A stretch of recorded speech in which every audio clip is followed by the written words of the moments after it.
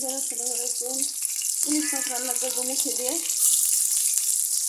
রসুন আদা বাটা দিলাম, কালো জিরা পেঁয়াজ,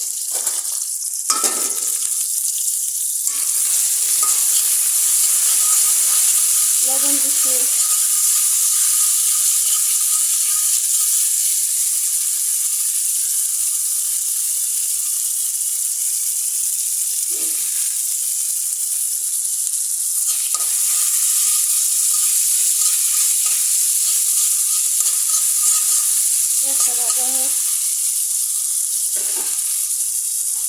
ইলিশ মাছ হলুদ মরিচ ধনিয়া দিয়ে দিই।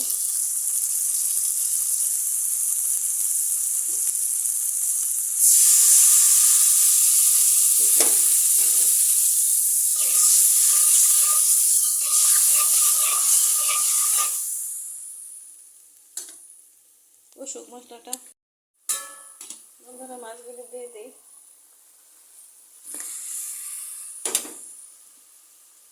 আগে থেকে ধুয়ে কেটে ফ্রিজে রেখে দিয়েছিলাম।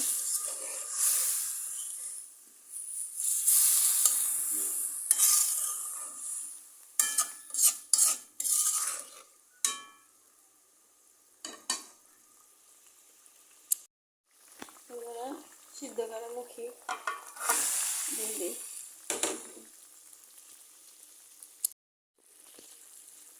বন্ধুরা এখন পানি দিয়ে দিই,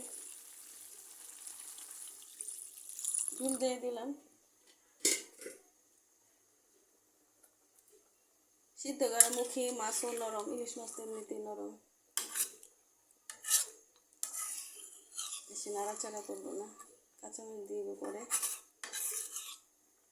আস্তে আস্তে হয়ে যাবে।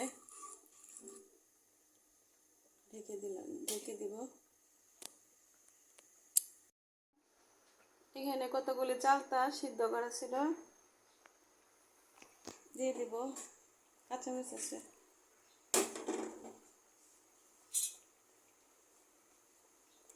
চালতাগুলি সিদ্ধ করা।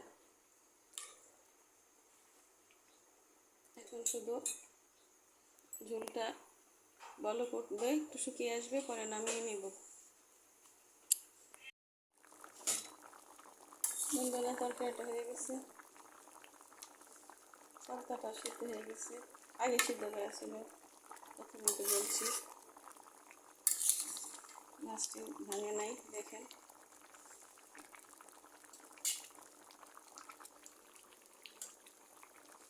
জিরার গুঁড়া দিয়ে দিই উপর দিয়ে।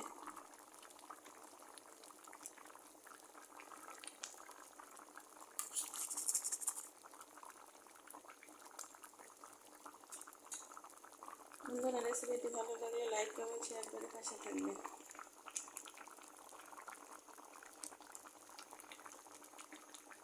হয়ে গেছে আমার তরকারি, ঝুল ঝুল রাখবো হালকা।